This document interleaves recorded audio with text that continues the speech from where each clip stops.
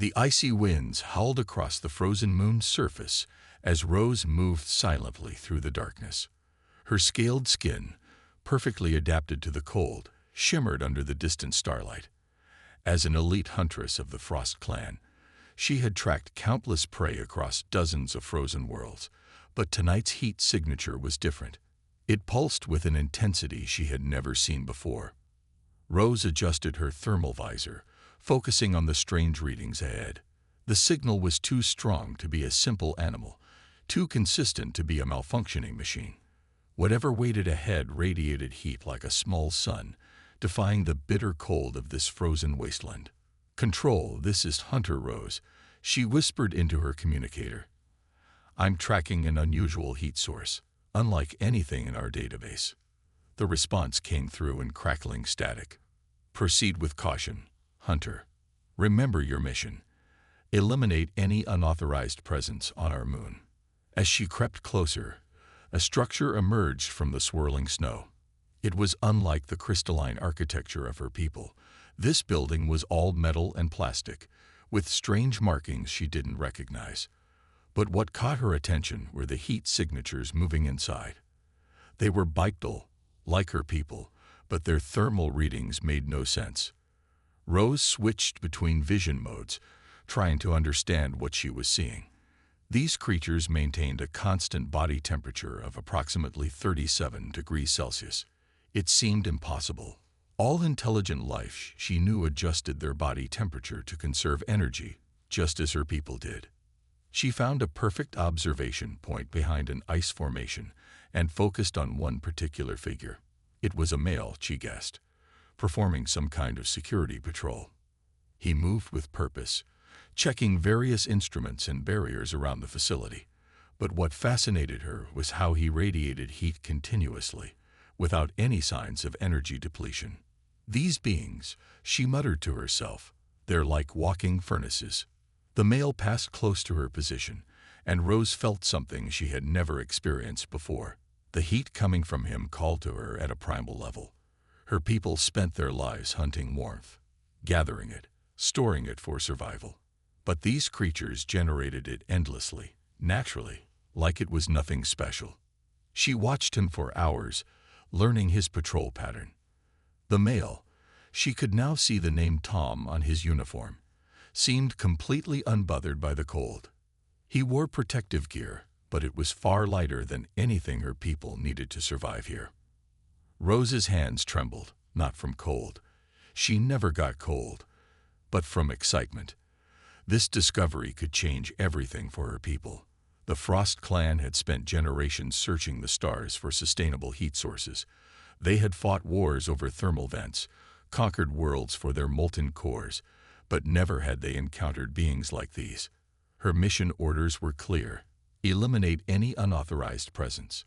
But as she watched Tom complete another round, sharing a warm drink and friendly words with his colleagues inside, she felt her resolve weakening. These beings weren't just heat sources. They were intelligent, organized, and seemed to have mastered the art of surviving the cold without having to hunt for warmth. The facility's lights created a warm glow in the darkness, and Rose found herself moving closer, drawn by both curiosity and the promise of that wonderful heat. She knew she should report this discovery to her clan immediately, but something made her hesitate. The way these creatures shared their warmth freely with each other fascinated her. A sudden blast of frigid wind reminded Rose of her duty. She activated her communicator again, but paused before speaking. For the first time in her hunting career, she questioned her mission. These warm beings weren't a threat. They could be the solution her people had been seeking for generations. As the moon's long night continued, Rose remained at her post, torn between duty and discovery, watching the warm beings with growing fascination. Little did she know, a massive storm was approaching, one that would force her to choose between her mission and her survival, between her people's old ways and the intoxicating warmth these strange creatures provided so effortlessly. The storm hit without warning. Sheets of ice crystals blasted across the moon's surface, dropping the temperature far below even what Rose could handle. Her thermal suit's power cells, designed for standard hunting missions, began failing in the extreme cold. She had never felt anything like this before. The bone-deep chill that made her scales crack and her muscles seize. Control, requesting emergency extraction. Rose called into her communicator, but only static answered. The storm was too strong, blocking all signals. Through her failing thermal visor, she could still see the human station glowing like a beacon in the darkness. The rational part of her mind screamed that approaching it was dangerous, but the cold was becoming unbearable. For the first time in her life, Rose understood true freezing. She tried to move toward the station, but stumbled, her legs no longer responding properly. As her vision began to dim, she saw a figure approaching through the storm. It was Tom, the security officer, bundled up against the cold but still radiating that wonderful heat. "Hey, are you alive?" His voice barely carried through the howling wind. Rose tried to respond, but her body had begun shutting down to conserve energy, a survival mechanism of her species that now threatened to kill her. Tom didn't hesitate. Despite not knowing what she was, he rushed forward and grabbed her.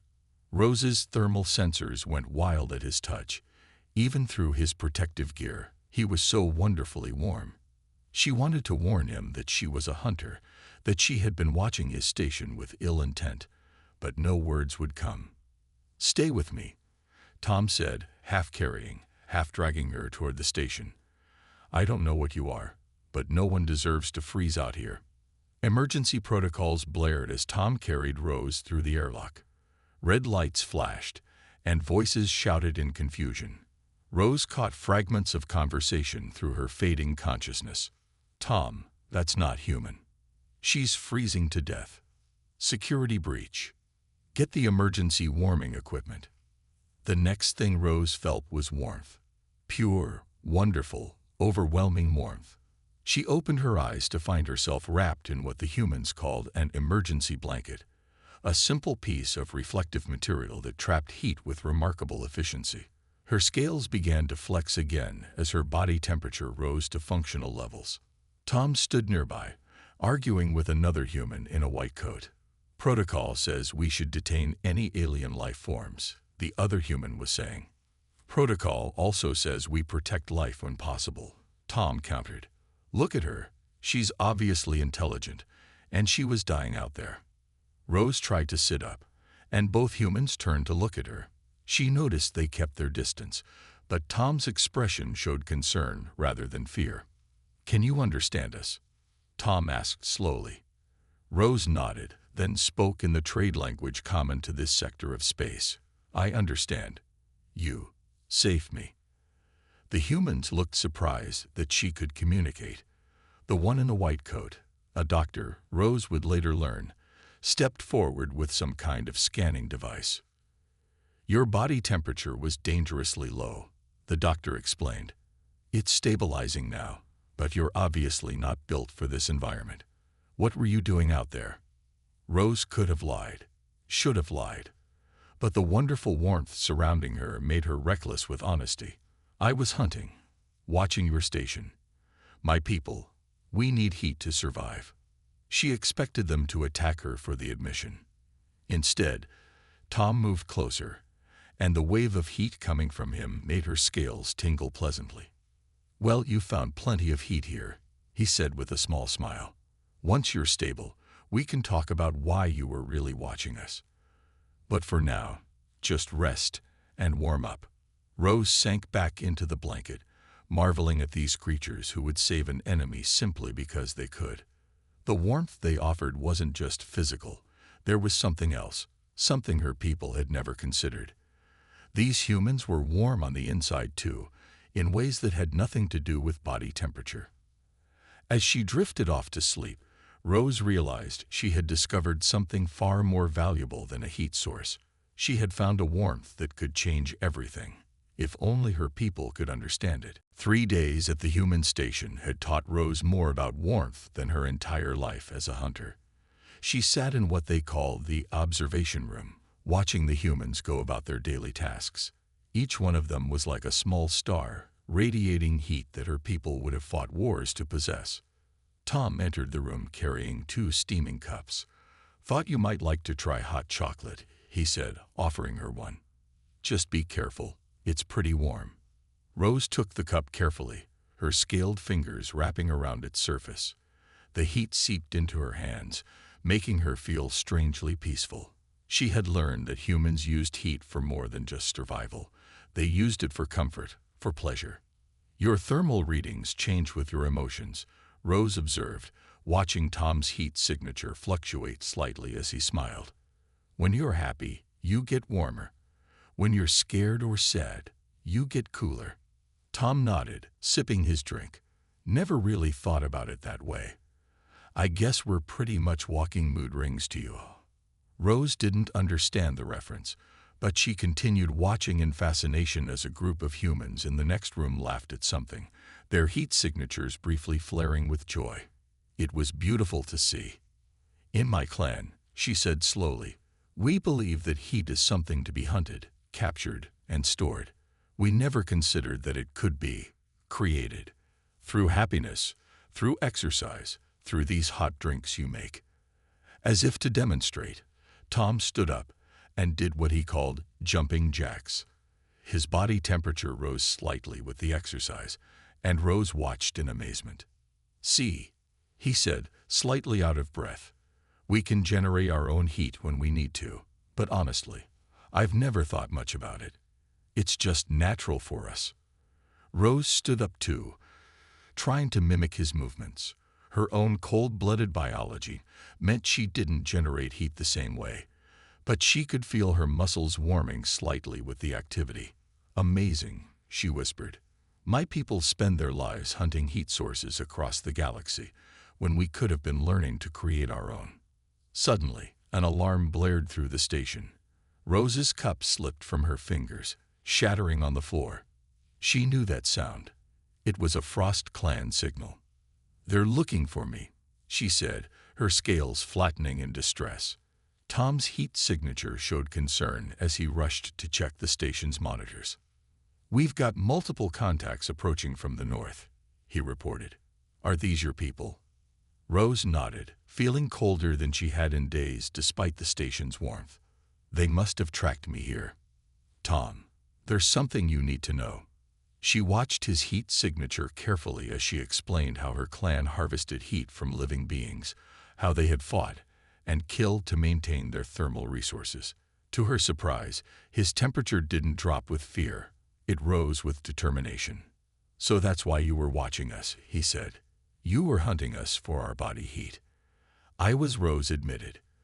"But these past days have shown me there's another way. My people don't need to hunt warmth. We need to learn how to create it, share it, like humans do." Tom's expression softened, his heat signature shifting to what Rose had learned to recognize as compassion. "We can help your people, Rose. We have technology, knowledge about thermal energy. But first, we need to stop them from attacking the station." The Frost Clan signals grew stronger. Rose could feel her people getting closer, hunting the station's heat signature just as she had days ago. But now she stood on the other side, watching Tom organize the station's defenses, feeling the strength of human warmth in ways she never expected. "I'll help you," she said firmly. "My people need to understand what I've learned here. True warmth isn't taken, it's shared." As the station's emergency lights flashed red, Rose felt something new inside her, a different kind of warmth, one that came from choosing to protect rather than hunt. She realized that humans had taught her more than just about heat. They had taught her about compassion, about connection, about finding warmth within herself. Now she had to make her clan understand, before their old ways of hunting warmth destroyed everything she had come to value. The Frost Clan's hunting vessels appeared through the storm like ghostly shadows, their cold engines barely registering on the station's thermal scanners. Rose stood at the command center window, her scaled hands pressed against the glass as she watched her people approach. Behind her, Tom and the station crew worked quickly to prepare their defenses. 5 ships, Rose said quietly. They sent the entire hunting fleet. Her scales shimmered with stress as she recognized the largest ship. The clan leader is here too. How many warriors in each ship? Tom asked, his heat signature steady despite the danger. Rose had come to admire that about him. Humans could stay warm even in the coldest situations. 20 per ship. They're all equipped with heat-draining weapons. Rose turned to face the humans. You don't understand. When my people hunt, we don't just kill. We drain every bit of heat from our prey. It's horrible. The station's communication system crackled to life with a familiar voice that made Rose's scales tighten. Huntress Rose. The clan leader's cold voice filled the room. We track your signal here. Well done on finding such a rich heat source. Prepare for extraction, and we'll begin the harvest. Rose saw the humans' heat signatures flare with fear, but they didn't run. Instead, they moved closer together, sharing their warmth like they always did. Tom stepped forward to the communication panel, but Rose stopped him. Wait, she said. I need to make a choice. She looked at the humans around her, each one glowing with inner warmth that her people would kill to possess. Then she looked back at the approaching ships, carrying warriors who only knew how to take heat, never create it. My whole life, I believed that hunting warmth was the only way to survive, Rose said, her voice growing stronger. But you humans showed me something different. You create warmth. You share it. You use it to help others, even your enemies. Tom's heat signature pulsed with what she now recognized as pride. What are you going to do?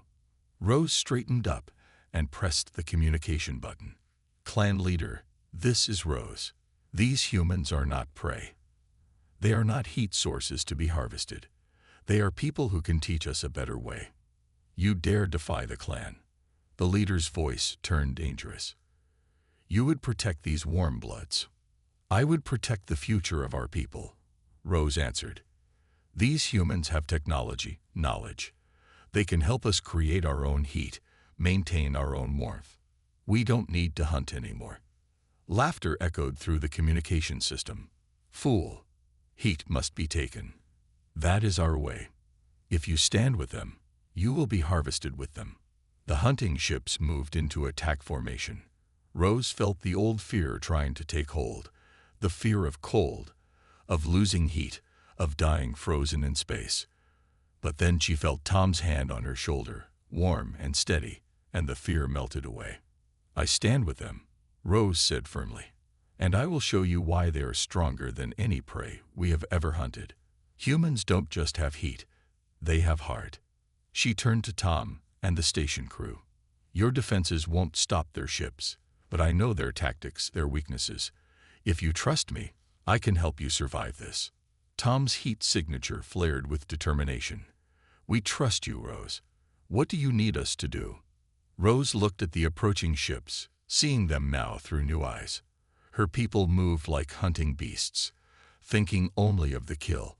But humans moved with purpose, with planning, with cooperation. She knew which way was better.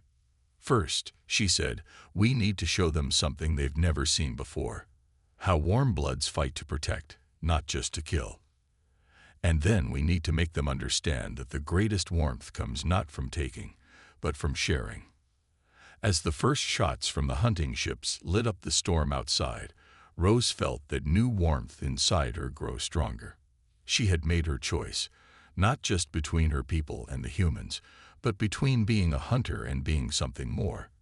The real battle was about to begin, and for the first time in her life, Rose was fighting for warmth, not just hunting it. The first blast from the Frost clan ships hit the station's outer shield, creating a wave of intense cold that made the humans shiver. But Rose knew this was just the beginning. Her people always started with the coldest weapons, wearing down their prey's defenses. They're trying to freeze the shield generators, Rose explained, moving quickly through the station's corridors with Tom. Once the metal becomes brittle enough, they'll break through. Our heating systems are at maximum, Tom reported, checking the station's readings. His breath was visible now in the cooling air. But we're losing heat faster than we can generate it. Rose watched the humans respond to the crisis. Instead of panicking, they gathered in the central hub, sharing body heat and distributing emergency thermal suits. It was exactly what her people never understood. Humans grew stronger together. "I have a plan," Rose said, "but it's dangerous. Your station's reactor, it generates a lot of heat, right?" Tom nodded. "It's our main power source." "Why?" "My people are hunting your body heat, but what if we gave them something too hot to handle?" Rose's scales flickered with excitement. "Can you channel the reactor's heat through the outer shields?" Before Tom could answer, a massive impact shook the station. Through the viewport, Rose saw frost warriors landing on the outer hull, their cold suits letting them survive the vacuum of space. They carried heat-draining spears, weapons designed to freeze prey solid. "They're cutting through," someone shouted. Rose grabbed a station security weapon. "Tom, get your people to the reactor room. I'll hold them off." "Not alone you won't." Tom checked his own weapon, his heat signature blazing with determination. Around them, other humans stepped forward, armed and ready. The first breach came with an explosion of freezing air. Frost warriors poured in, their scaled armor reflecting the emergency lights. They moved with deadly grace, each one a trained hunter like Rose had been. "Take their heat," the squad leader ordered. "Leave them frozen." But the humans were ready. As the warriors charged forward with their freezing weapons, the station crew fought back with modified heating tools. Every time a warrior tried to drain heat from one human, two more would blast them with waves of warmth. Rose found herself fighting alongside Tom, moving in perfect sync. When a warrior's cold beam nearly hit him, she pulled him aside. When another warrior rushed her, Tom's weapon sent them stumbling back, their cold suit overwhelmed by the heat. "The reactor controls are ready," a voice called over the station's comm system. "Do it," Rose shouted, understanding now why humans were so special. It wasn't just their physical warmth, it was their burning determination, their fiery spirit that refused to give up. The station hummed as reactor heat flooded the shield system. Outside, the Frost clan ships suddenly backed away, their sensors overwhelmed by the thermal surge. The warriors inside the station stumbled, their cold suits struggling to compensate. But the battle wasn't over. Through the breach stepped the clan leader, wearing ancient armor that could withstand even a star's heat. The leader's cold gaze fixed on Rose. "Traitor," the leader hissed. "You would give up our ways for these warm bloods." Rose stood her ground, feeling Tom's warmth beside her. "I found a better way. Look around you.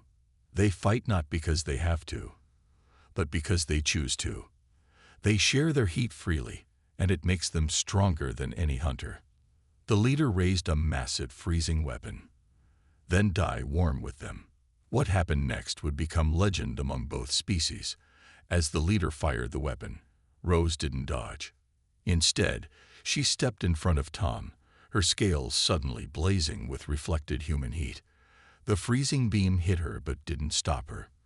For the first time in her life, Rose felt truly warm from the inside out. She moved forward, step by step, pushing through the cold beam. The leader's weapon crackled and sparked, overwhelmed by the combined heat of human technology and Rose's newfound inner fire. The battle was reaching its peak, and both sides were about to learn just how powerful shared warmth could really be. The leader's freezing weapon exploded in a shower of ice crystals, overwhelmed by the combined heat of the station's reactor and Rose's determination. The blast knocked everyone back, creating a moment of complete silence in the battle.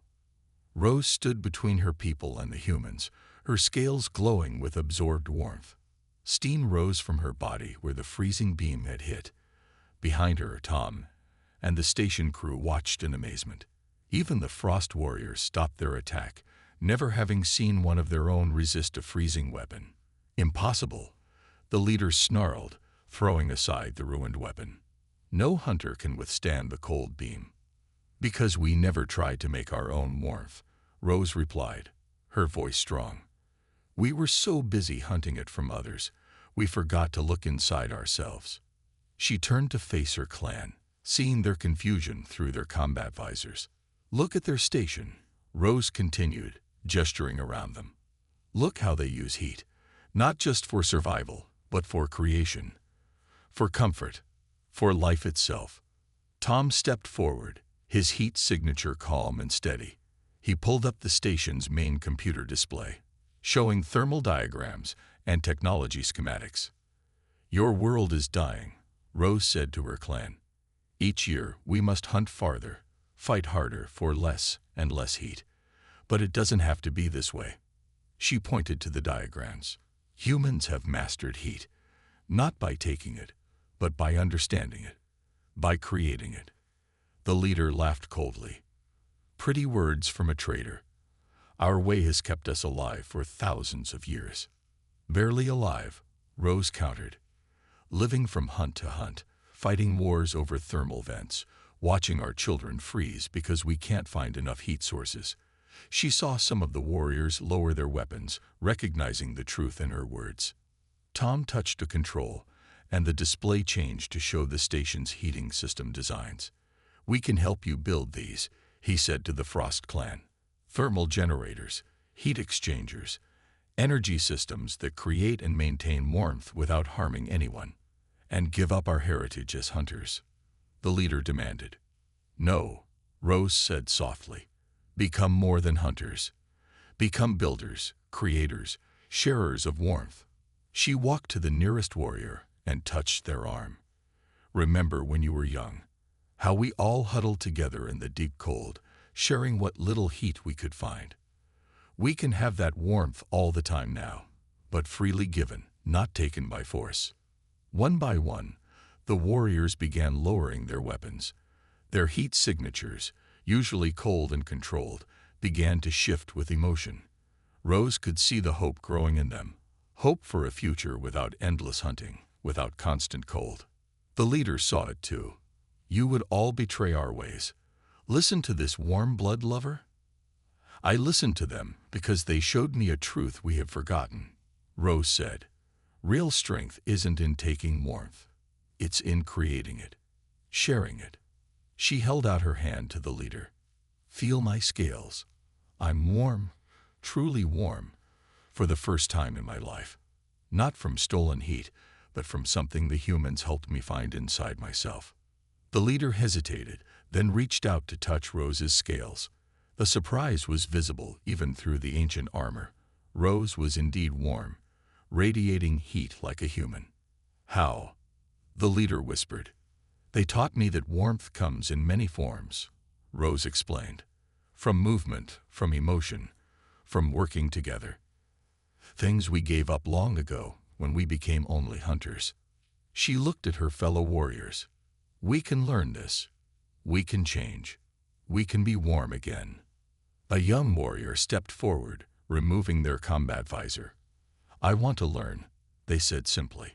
Others followed, each one choosing a new path.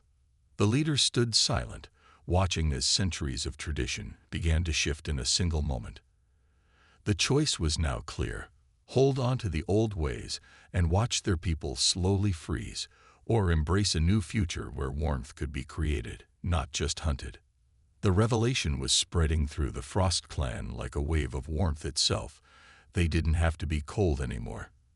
They didn't have to hunt anymore. For the first time in their history, there was hope for a different way of life. And it had all started because one huntress had learned to crave a different kind of warmth. 3 months after the confrontation at the human station, Rose stood beside Tom in the newly built thermal exchange center on her home world. Around them, humans and Frost clan members worked together, installing heating systems and teaching each other their ways. Look at them, Rose said softly, watching young warriors learning to operate thermal generators. A season ago, they would have been training to hunt heat. Now they're learning to create it. Tom smiled, his familiar warm signature still fascinating to Rose's thermal vision. Your people learn quickly. We've already set up working heat systems in 3 major cities. Through the center's large windows, Rose could see her world changing. The traditionally dark, cold streets now glowed with warm light. Frost Clan members walked without their heavy thermal suits, their scales beginning to show the first signs of self-generated warmth like Rose's. The leader, who had chosen to stay and watch over the transformation, approached them. The ancient armor was gone, replaced by simple clothing. "The council meeting is about to begin," they announced. "They want to hear the progress report." Rose nodded and followed the leader to the meeting hall, Tom walking beside her. Inside, human scientists and Frost Clan elders sat together around a heated table, something that would have been impossible just months ago. "The results are beyond our expectations," a human scientist reported, displaying charts on the wall. "The combination of human heating technology and Frost Clan cold resistance has created entirely new possibilities. Your people's natural ability to store and regulate temperature, when combined with our heat generation methods, is revolutionary." One of the elders spoke up, their scales shimmering with excitement. "Our youngest children are already showing signs of natural heat generation. They won't know the desperate hunts we knew. They won't have to fight for warmth." Rose felt Tom's hand touch her shoulder, a gesture that once would have shocked her with its warmth, but now felt natural and comforting.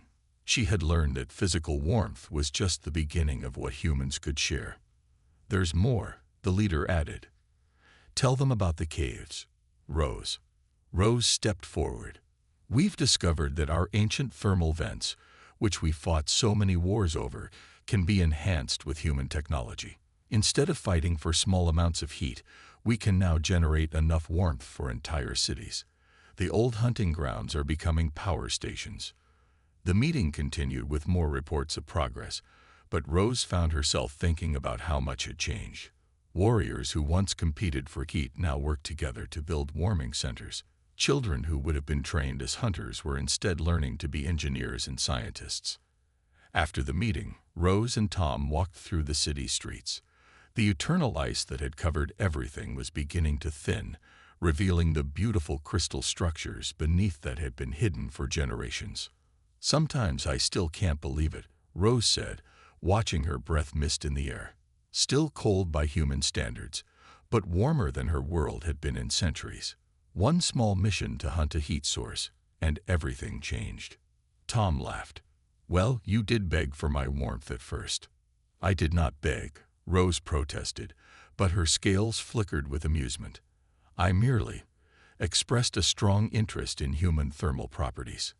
Their laughter was interrupted by a group of young Frost Clan children running past, playing a new game they had invented with heated balls that glowed as they were thrown. Their scales already showed the iridescent sheen of self-generated warmth. "That's the real change," Rose said softly. "They'll never know what it means to be truly cold. To hunt warmth, they'll only know how to create it and share it." As the sun set on the warming world, Rose felt that now familiar inner warmth that had nothing to do with temperature. Her people had found something far more valuable than heat. They had found a new way to live, to grow, to thrive. And it had all started because one huntress had learned that the greatest warmth comes not from taking, but from sharing. The night was still cold, but no one minded anymore. They all knew that warmth, both physical and emotional, was always just a heartbeat away, freely given, never taken, warming their world one day at a time.